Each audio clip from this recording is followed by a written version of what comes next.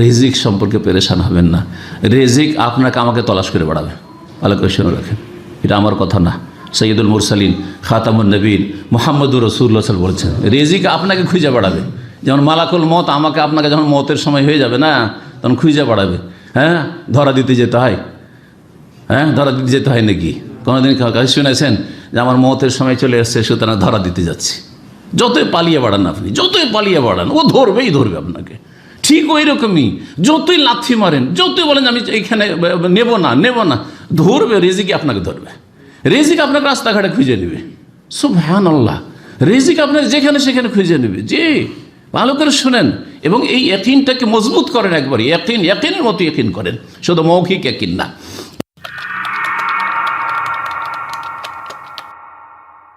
রিজক একমাত্র মহান আল্লাহর হাতে।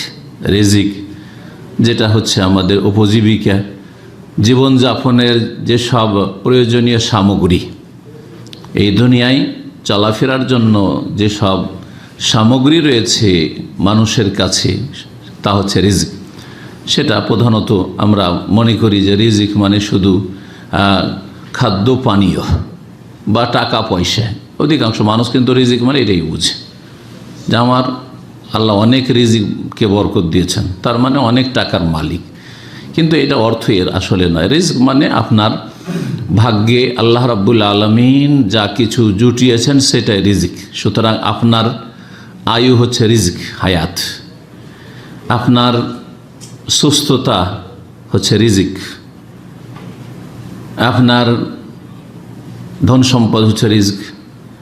আপনার ছেলে মেয়ে সন্তান সন্ততি হচ্ছে রিজিক। আপনার স্ত্রী হচ্ছে আপনার রিজিক। একজন বোনের তার স্বামী ছেলে মেয়ে হচ্ছে রিজিক।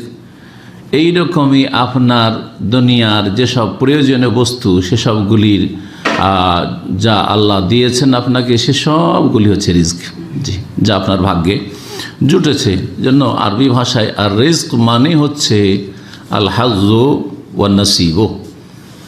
মুফাসসিরিনগণ বলছেন যে রিজিক মানে হচ্ছে মানুষের অংশ এবং নসিব ভাগ, যে ভাগটা আল্লাহ তার বান্দাদের জন্য জমিনে ফায়সালা করে রেখেছেন এবং যেটার চূড়ান্ত ফায়সালা মহান আল্লাহর পক্ষ থেকে হয়েছে। নাহনু কাসামনা বাইনাহুম মাঈশাতাহুম ফিল হায়াতিদ দুনিয়া। মহান আল্লাহ বলছেন যে আমি তাদের মাঝে তাদের জীবনযাপনের সামগ্রীকে ভাগ বন্টন করেছি। এই ভাগ কে করেছেন? স্বয়ং আল্লাহ রাব্বুল আলামিন। কারো হাতে এটা রাখেননি। নাহনু কাসামনা বাইনাহুম মাঈশাতাহুম ফিল হায়াতিদ দুনিয়া ওয়া রাফা'না বা'দাহুম ফাওকা বা'দিন দারাজাত। এবং একজনকে অপরের ওপর শ্রেষ্ঠত্ব দান করেছি। কাউকে ছোট, কাউকে বড়, কাউকে বেশি সুস্থ, কাউকে অসুস্থ, কাউকে সুখী, কাউকে দুঃখী, কোনো সময় সুখী, কোনো সময় দুঃখী, কাউকে সচ্ছল আর কাউকে আর্থিক দিক থেকে সংকটপূর্ণ জীবন দান করেছেন। এই হচ্ছে রব্বুল আলামিনের পক্ষ থেকে ভাগ বন্টন, তাকসিমের কথা কাসাম না আল্লাহ বলেছেন। রিজক একমাত্র কার হাতে? মহান আল্লাহর হাতে। সূরা যারিয়াতের আয়াত নম্বর 22 মহান আল্লাহ ইরশাদ করেছেন, অফিস সামায়ে রিজকুকুম ওয়া মা তুআদুন। তোমাদের রিজক আকাশে রয়েছে, জমিনে কারো হাতে রিজক নেই। জমিনে যদি কারো হাতে রিজক থাকতো তাহলে অধিকাংশ মানুষকে মেরে ফেলে দিত, বাঁচতে দিত না, খেতে দিত না, বেঁচে থাকার জীবনযাপনের অধিকার কেড়ে নিত। জি, সুস্থতা কেড়ে নিত, নিরাপত্তা কেড়ে নিত, সব কিছুকে ধ্বংস করে ফেলত। যার সাথে শত্রুতা এবং যাকে দেখতে পারে না তার কাছ থেকে সব কিছু ছিনিয়ে নিয়ে যেত। আল্লাহ রাব্বুল আলামিন তার হেকমতে, তার প্রজ্ঞায় একমাত্র নিজের হাতে রেখেছেন। তারপর এখানে আরেকটি তৌহিদের বিষয় মনে রাখবেন যে রিজক কোথায় আছে? অফিস সামায়, আকাশে আছে। আর এই যে গৌস কুতুব, এই মাজারওয়ালাদের সম্পর্কে যে শিরকি আকীদা যে এরা দাতা, এরা গরিব নওয়াজ, গরিবকে ধন্যকারী, এরা হচ্ছে গৌসে আজম মানে মহান উদ্ধারকারী, তাহলে কি রিজক জমিনে আছে? কোরআন তো বলছে রিজক আকাশে আছে। রিজকের ফয়সালা আকাশ থেকে হয়। আর আকাশে এসব মানুষের যাদেরকে ওলি আর গস কুতুব বলে তাদেরকে আল্লাহর ক্ষমতাগুলি ভাগ করে দিয়ে দিয়েছেন, তারা তো আকাশে কোনো রকমের ক্ষমতা রাখে না। তাদের হাতে কোত্থেকে আসলে যে তারা দেবে? অফিস সামাই রিজকুকুম, তোমাদের উপজীবিকা রিজিক আকাশে রয়েছে, সেখান থেকে ফয়সালা হয় এবং যখন যেমনটা আল্লাহ চান তখন সেইভাবে নেমে আসে। জি, সেইভাবেই নেমে আসে। অফিস সামাই রিজকুকুম, আকাশে শুধু রিজিক না, অমাতু আদুন, এবং যার তোমরা প্রতিশ্রুত হয়েছ, যেই ওয়াদা তোমাদেরকে দেওয়া হয়েছে, তোমাদের সাথে যে প্রতিশ্রুতি ওয়াদা করা হয়েছে, তারও ফয়সালা কোথায় হয়? অফিস সামা, আসমানে হয়। আকাশে রিজিক আছে তোমাদের, এবং সব কিছুর ফয়সালা, যেসবের ওয়াদা সৃষ্টি জগতের সাথে হয়েছে, সব কিছুর চূড়ান্ত ফয়সালা, সিদ্ধান্ত সেখানে আকাশে হয়, জমিনে কারো হাতে রাখা হয় না। আর জমিনে কারো ক্ষমতা নেই এবং জমিনে এসব ভাগ বন্টন হয় না। অফিস সামায় রিজকুকুম ওয়া মা তুআদুন, আয়াত ছোট্ট, কিন্তু এতেই আপনার আমার মনের মানসিক পারিবারিক সব রকমের শান্তি লুকায়িত রয়েছে। যদি এই ইয়াকিন মজবুত করে নিতে পারেন, দৃঢ় বিশ্বাস করতে পারেন যে আমার রিজিকের ফয়সালা আকাশে। সুতরাং যিনি রব্বুস সামাওয়াতি ওয়াল আরদ, যিনি আকাশের মালিক, যার মালিকানা আকাশে চলছে, যার মালিকানা জমিনে চলছে, যার মালিকানা সব কিছুর ওপর চলছে, সবার ওপর চলছে, তার কাছ থেকে সুন্দরভাবে আমাকে চেয়ে নিতে হবে। জি, তাকে রাজি করা ছাড়া, তার সন্তুষ্টি ছাড়া, তার ইচ্ছা ছাড়া আমার রিজিক আসতে পারে না। জি, সুতরাং এই রিজিকের জন্য মানুষকে সন্তুষ্ট করতে গিয়ে, মানুষকে রাজি করতে গিয়ে আল্লাহকে অসন্তুষ্ট করে দেওয়া যে অধিকাংশ মানুষের স্বভাব হয়ে গেছে, সেটা এই আকিদাতে একেবারে শেষ হয়ে যাবে। যদি এই আকিদা বিশ্বাস থাকে যে রিজিক রবের কাছে রয়েছে, সুতরাং সেই রবের দেওয়া রিজিক নেওয়ার জন্য মানুষকে খুশি করার প্রয়োজন নেই।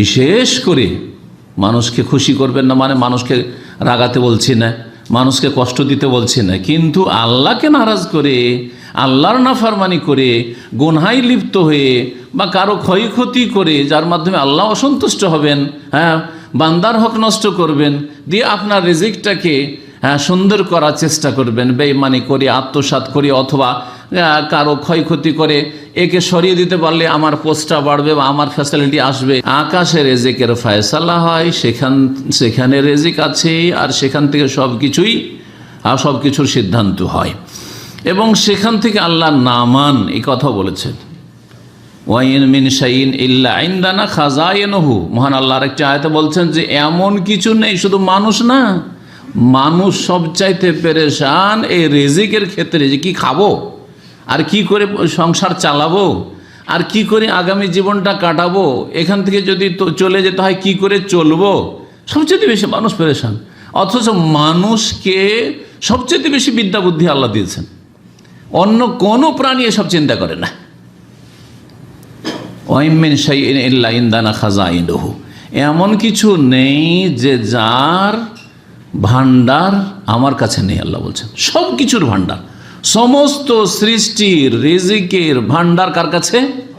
ইনদানা খাজাইন, আল্লাহ বলছেন আমার কাছে রয়েছে তার ভান্ডার। ওমা নুনাজ্জিলুহু ইল্লা বিকাদারিন মালুম, আর তা আমি নামাই অতটাই যতটা নির্দিষ্ট রয়েছে তার জন্য। বেকাদারিন মালুম, আমার জানা যতটা, যে এতটা তাকে দেব আমি, ততটা আমি নামিয়ে থাকি, অবতীর্ণ করে থাকি। আর আল্লাহ রাব্বুল আলামিন ছাড়া অন্য কোথাও থেকে আপনার কাছে রিজিক চলে আসবে আর আল্লাহ রাব্বুল আলামিনের চূড়ান্ত ফয়সালা হয়নি, এটা কোনোদিন হবে না। সুতরাং যারা গায়রুল্লাহর কাছে ধর্ণা দিয়ে থাকেন, যারা বিশেষ করে কবর মাজার পূজার ধর্মে বিশ্বাসী বা গৌস কুতুব ওলি আউলিয়ার শিরকি আকীদায় বিশ্বাসী, তাদের সম্পর্কে বিশেষ করে বলছি। আর যারা নিছক দুনিয়াদার, মনে করেন যে আমার বস যদি খুশি থাকে তাহলে সব কিছুই ঠিক থাকবে, আমার যদি মোদির ম্যানেজার ঠিক থাকে তাহলে সব কিছুই ঠিক থাকবে, ইত্যাদি ইত্যাদি, বা এই লোকটাকে যদি আমি সরিয়ে দিই তাহলে আমার সব ফিল্ড আমার কী হয়ে যাবে, খালি হয়ে যাবে, আর ফাঁকা ফিল্ডে আমি গোল দিতে পারবো, আর কেউ আমার প্রতিদ্বন্দ্বী থাকবে না। এই দুই শ্রেণীর গোমরাহ লোকদের জন্য এই আয়াতগুলিতে পাথেয় রয়েছে, সম্বল রয়েছে, তারা যাতে করে তাদের ইমানের নবায়ন করে এবং তারা তৌহিদ এবং সুন্নাহর দিকে, দ্বীনের দিকে ফিরে আসে। তোমরা আল্লাহর কাছে রিজিক তলব করো, আল্লাহর কাছে রিজিকের যাচ্ছা করো, রিজিক চাও।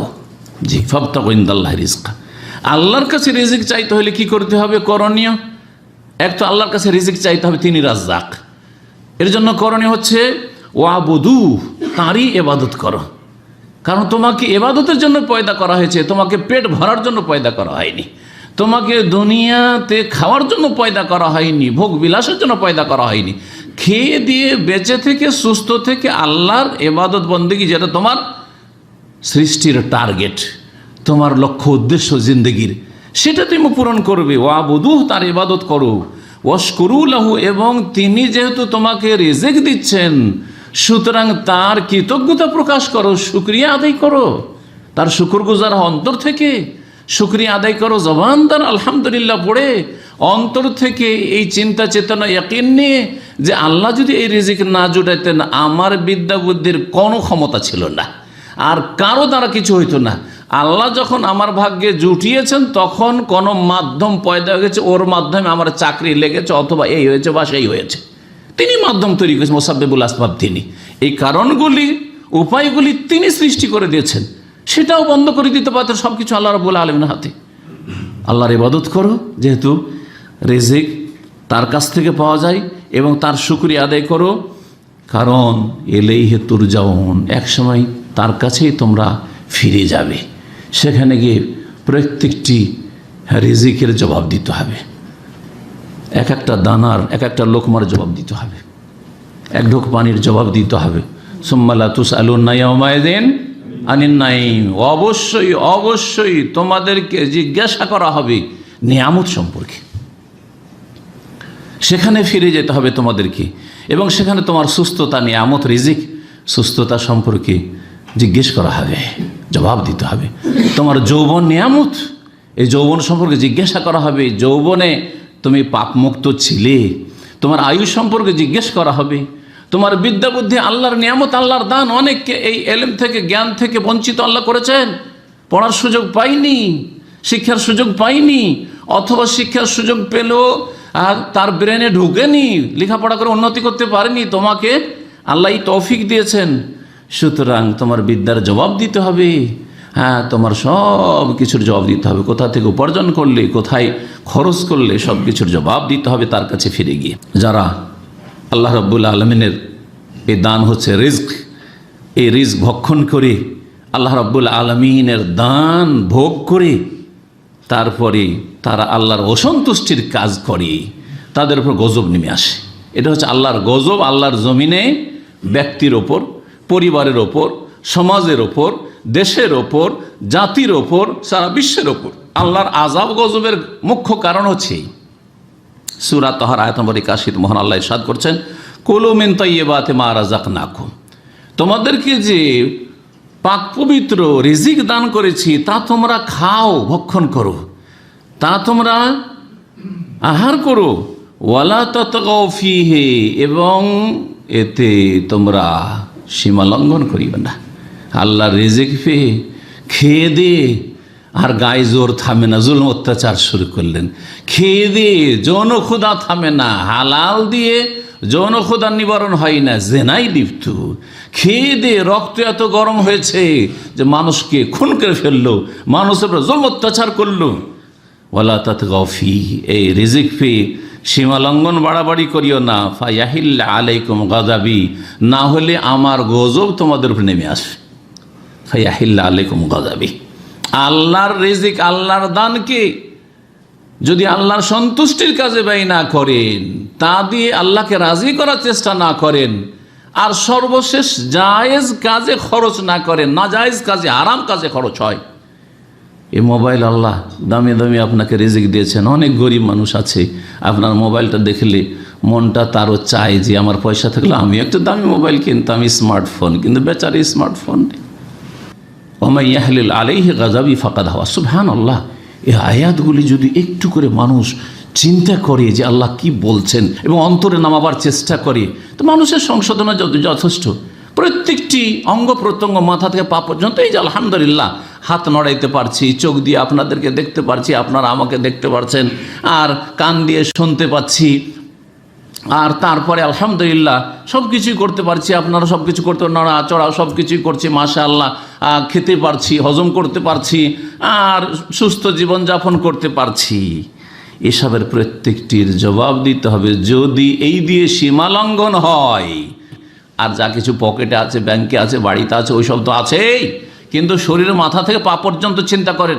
সুস্থ মস্তিষ্কের মানুষ, পাগল না আপনি, মস্তিষ্ক না যে রাস্তায় পাগল হয়ে ঘুরে বেড়াচ্ছেন। জি হ্যাঁ, এই সমস্ত নিয়ামত যা আপনার শরীরে আছে আর শরীরের চারপাশে আছে, ঘরে বাইরে আছে, এগুলিকে যদি আল্লাহর অসন্তুষ্টির কাজে লাগান তাহলে সীমা লঙ্ঘন করলেন। ফায়াহিল্লু আলাইকুম গাজাবি, তাহলে আল্লাহর গজব নেমে আসবে। ওমা ইয়াহলিল আলাইহি গাজাবি ফাকাদ হাওয়া, আর কার ওপর আমার গজব যদি নেমে আসে তাহলে তার পতন অবশ্যই হবে। সুবহানাল্লাহ।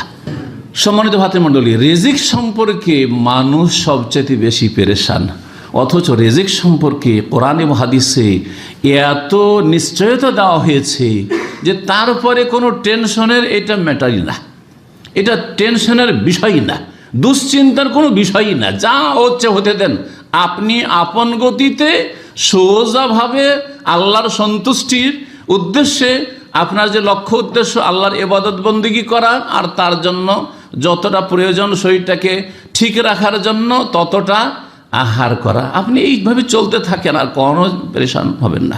কোনো রকমের দুশ্চিন্তা আর পেরেশানি না মনে নিয়ে আসবেন, না কথায় নিয়ে আসবেন, না কাজে নিয়ে আসবেন। আজকাল ভালো ভালো নামাজি মানুষকে দেখা যায়, চাকরির ক্ষেত্রে ঝুঁকিটা আছে, খুব চিন্তে আছি শেখ, একটু দোয়া করিয়েন। কেন চিন্তা আছেন আপনি? চিন্তা দূর করেন। এই চিন্তা আপনাকে একটু এগিয়ে দিতে পারবে না, কিন্তু আল্লাহর উপরে ভরসা এগিয়ে দিতে পারবে। জি হ্যাঁ, তাকওয়া এগিয়ে দিতে পারবে, তওবা ইস্তিগফার এগিয়ে দিতে পারবে, ঈমান ও ইয়াকিন এগিয়ে দিতে পারবে, নেক আমল এগিয়ে দিতে পারবে। ওয়াস্তাইনু বিস-সাবরি ওয়াস-সালাহ, নামাজ পড়েন, ধৈর্য ধারণ করেন, আল্লাহকে খুব ডাকেন, দোয়া করেন, এইসব এগিয়ে দিতে পারবে আপনাকে, এইসব বালা মুসিবত দূর করতে পারবে।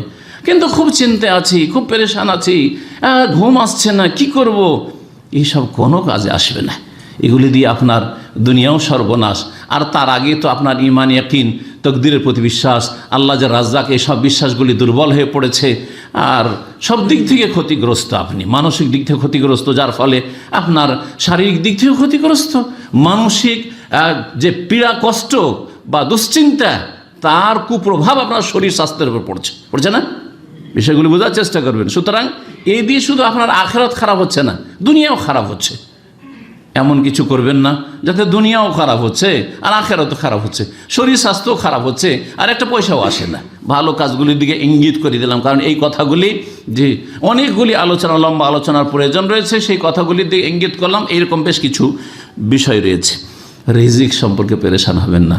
রিজিক আপনাকে আমাকে তলাশ করে বেড়াবে, ভালো করে শুনে রাখেন, এটা আমার কথা না, সৈয়দুল মুরসালিন খাতামুন নবীন মুহাম্মদুর রাসূলুল্লাহ সাল্লাল্লাহু আলাইহি ওয়াসাল্লাম বলেছেন, রিজিক আপনাকে খুঁজে বেড়াবে।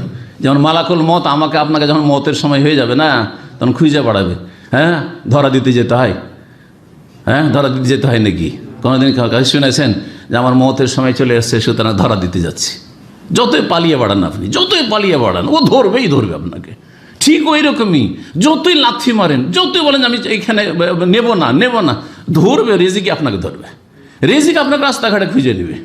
সুবহানাল্লাহ, রিজিক আপনাকে যেখানে সেখানে খুঁজে নেবে। জি, ভালো করে শুনেন এবং এই ইয়াকিনটাকে মজবুত করেন, একবারই ইয়াকিনের মতো ইয়াকিন করেন, শুধু মৌখিক ইয়াকিন না। এই মর্মে একটি হাদিস শোনাই। তাবরানি, ইমাম তাবরানি রাহমাতুল্লাহ আলাইহ, তার মোজাম নামক 3টি কিতাব রয়েছে, মোজামে কবির, আর মৌজামে আওসাত, আর মৌজাম আস-সাগীর। মৌজামে কবির আবু দারদা রাদিয়াল্লাহু তাআলা আনহু থেকে বর্ণিত রয়েছে, রাসূলুল্লাহ সাল্লাল্লাহু আলাইহি ওয়াসাল্লাম বলেন, ইন্না রিজকা লায়াতলুবুল আবদাহ, নিশ্চয় রিজিক বান্দাকে খুঁজে বেড়ায়। সুবহানাল্লাহ, রিজিক কি করে?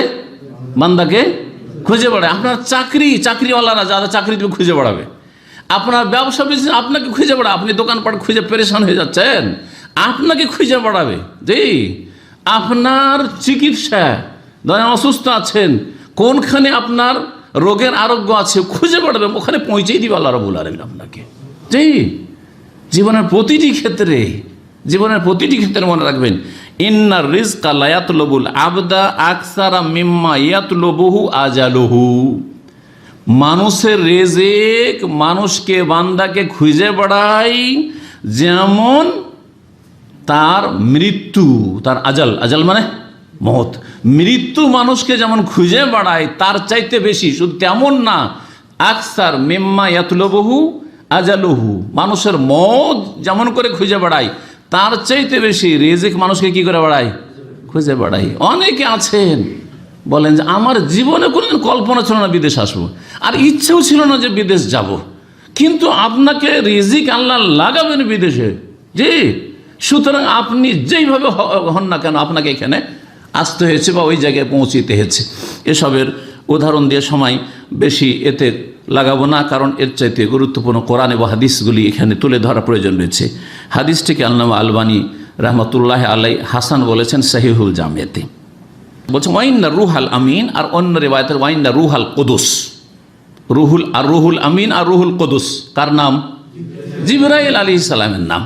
বলছেন রাসূলুল্লাহ সাল্লাল্লাহু আলাইহি ওয়াসাল্লাম যে ওয়াইন্না রুহাল আমিন, রুহুল আমিন বা রুহুল কুদুস নাফাসা ফি রাউই, আমার আত্মাতে বা আমার কলবে, রাউন আমার দিলে, আমার অন্তরে তিনি ওহী করেছেন, ওহী করেছেন। জি, ফুঁক দিয়েছেন মানে ওহী করেছেন। এখানে কি? আন্না নাফসান লান তামুত, কোনো মানুষ মরবে না, কোনো মানুষ মরবে না। কতক্ষণ পর্যন্ত?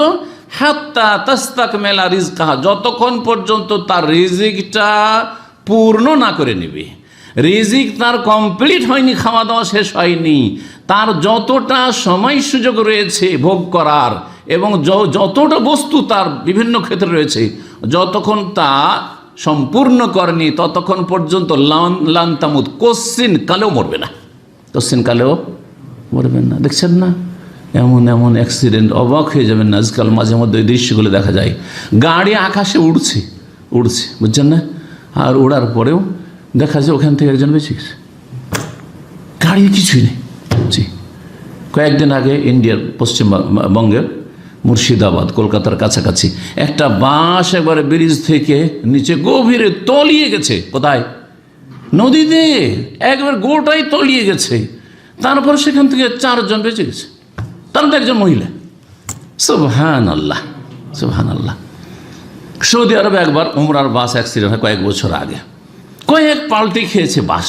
জি, যাতে আমাদের এক শেখ ছিলেন, আল্লাহ রাব্বুল আলামিন হেফাজত করেছেন আলহামদুলিল্লাহ। তো ওতে অনেকে মারা গেছে। একটা বাচ্চা বাস থেকে অনেক দূরে গিয়ে মরুভূমিতে, বালিতে, অনেক দূরে রোড থেকে বালিতে যেন শুয়ে আছে বাচ্চাটা, কিছুই হয়নি তার। ছোট বাচ্চা মাত্র, হয় 6 মাস 8 মাস, বছরের বেশি হবে না, এই বয়সের বাচ্চা। সুবহানাল্লাহ, ওর রিজিক পুরা হয়নি, একটা দানা চিবাচ্ছিলেন আপনি, আর ওটা আপনার নসিবে আছে, যতক্ষণ চিবিয়ে না গেলে নেমের মত আসবে না। আর যদি মতের সময় ঘনিয়ে এসে থাকে তো মুখে চিবিয়ে রেখে দেবেন, গিলার সুযোগ পাবেন না, গিলে নেওয়ার সুযোগ পাবেন না আপনি। লান তামুতা নাফসুন বা আন্না নাফসাল লান তামুত, কোনো মানুষ কোশ্চিন কালেও মৃত্যুবরণ করবে না। হাত্তা তাস্তাকমিলা রিজকাহা, যতক্ষণ পর্যন্ত রিজিক কমপ্লিট না করেছেন। এটা শুধু হায়াত মতের ক্ষেত্রে ফিট না করে আপনার এই যে রুজি রোজগার উপরে ফিট করেন। সৌদি আরবে যদি একটা দানা, একটা টাকাও বলবো না, একটা দানাও বাকি থাকে তো এখান থেকে আপনার বিদায় হবে না কখনো। কিন্তু রিজিক যদি আপনার এখান থেকে সমাপ্ত হয়ে যায়, শেষ হয়ে গেছে, এখানকার রিজিক সম্পূর্ণ করেছেন, আর একটা শ্বাসও ছাড়তে পারবেন না, আর একটা শ্বাসও নিতে পারবেন না, তাহলে সারা দুনিয়ার শক্তি, সৌদি আরবের শক্তি কেন, সারা দুনিয়ার শক্তি আপনাকে এখানে রাখতে পারবে না। এটা হচ্ছে ঈমান, এটা হচ্ছে ইয়াকিন, এটা হচ্ছে তৌহিদ, এটা হচ্ছে ঈমান বিল্লাহ, আল্লাহর প্রতি বিশ্বাস। আর এইটা হচ্ছে ঈমান বিল কাযা ওয়াল কদর। ঈমানের কয়টি রুকুন? ঈমানের কয়টি খুঁটি? 6টি, তার মধ্যে প্রথমটি হচ্ছে আল্লাহর প্রতি ঈমান। এই সমস্ত কিছু কার হাতে? আল্লাহর হাতে। তো এটা হচ্ছে আল্লাহর প্রতি ঈমানের অন্তর্ভুক্ত, যে একটা দানা বা একটা রিয়াল, একটা পয়সা যদি আপনার নসিবে থাকে, একটা শ্বাস আরও নেওয়া বাকি আছে, তার আগে আপনার এক্সিট লাগবে না, এখান থেকে কেউ বিদায় করতে পারবে না আপনাকে। আর 6 নম্বর ঈমানের খুঁটি হচ্ছে ভালো মন্দ তকদিরের প্রতি বিশ্বাস। সুতরাং এটা হচ্ছে আল্লাহ পাকের তকদির, মানে আল্লাহর পক্ষে থেকে চূড়ান্ত ফয়সালা করা আছে, কাজা, এবং সুপরিমিত করা আছে তকদির। কাদার মানে সুপরিমিত পরিমাণ নির্ধারণ করা আছে, যে এতটা পরিমাণ সময়, ঘন্টা, সেকেন্ড, মিনিট আর দিন এতক্ষণ আপনি পাবেন, এবং এতটা পয়সা পাবেন, এতটা শ্বাস প্রশ্বাস সেখানে নিতে পারবেন, এতটা সময় কাটাতে পারবেন, তারপরেই যেতে হবে। সেই সময়টা যদি চলে আসে, সারা দুনিয়ার শক্তি আপনাকে রাখতে পারবে না। যেমন ফেরাউনকে কোনো শক্তি রাখতে পারেননি দুনিয়াতে, জি, যেমন কারণকে কোনো শক্তি রাখতে পারেনি। সুতরাং যখন আল্লাহর পক্ষ থেকে চূড়ান্ত ফয়সালা করাই আছে, আর কোনো মানুষ তার রিজিক কমপ্লিট না করে মরবেও না, তো কি করতে হবে? বলছেন রাসূলুল্লাহ সাল্লাল্লাহু আলাইহি ওয়াসাল্লাম, ফাত্তাকুল্লাহ, আলা ফাত্তাকুল্লাহ, শোনো, সতর্ক হও, আল্লাহকে ভয় করো, পাপমুক্ত জীবন যাপন করো, তাকওয়া অর্জন করো, আল্লাহর ভয়ে ভালো কাজ করো, আল্লাহর ভয়ে ফরজ ওয়াজিবগুলি জানো এবং পালন করো, আল্লাহর ভয়ে হারাম, নাজায়েজ, অবৈধ কথা কাজ থেকে বেঁচে থাকো। এ হচ্ছে তাকওয়া। আল্লাহ, আলা ফাত্তাকুল্লাহ, একটা হচ্ছে আল্লাহকে ভয় করা, তাহলে করণীয় আমাদের এইগুলো করতে হবে আমাদেরকে। আর কি করতে হবে? দ্বিতীয়, ওয়া আজমেলু ফি তালাব, আর সুন্দর পন্থায়, ভালো উপায়ে আল্লাহর কাছে তলব করো। দোয়া করতে হবে, তাও দোয়া কেমন ভাবে? আজমেলু, ভালোভাবে, অর্থাৎ যেটা চাওয়ার কোরআন সুন্নাহ ভিত্তিক তরিকা আছে, একমাত্র আল্লাহর কাছে চাইতে হবে, এবং আল্লাহর কাছে চাইতে গিয়ে আল্লাহর উপরই আস্থা রাখতে হবে, আল্লাহর প্রতি ইয়াকিন রাখতে হবে যে আল্লাহই দেবেন, আল্লাহ তুমি দেবেন না, আমাকে দেবে কে? আমি কোনো দরবারে বিশ্বাস করি না।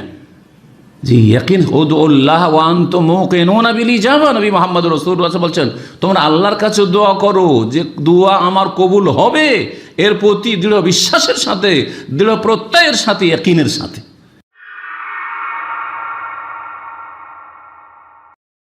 শাইখের এই আলোচনা থেকে আমরা জানতে পারলাম, রিজিক কেবল টাকা পয়সা বা খাবারের মধ্যেই সীমাবদ্ধ নয়, বরং মানুষের হায়াত, সুস্থতা, সুন্দর পরিবার ও মানসিক শান্তি, এই সবই আল্লাহর নির্ধারিত রিজিক।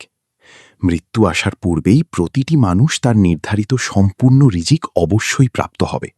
তাই রিজিক নিয়ে হতাশ বা অহেতুক পেরেশান না হয়ে আল্লাহর উপর তাওয়াক্কুল করা, তাকওয়া অর্জন এবং হালাল উপায়ে তা অন্বেষণ করাই মুমিনের একমাত্র দায়িত্ব।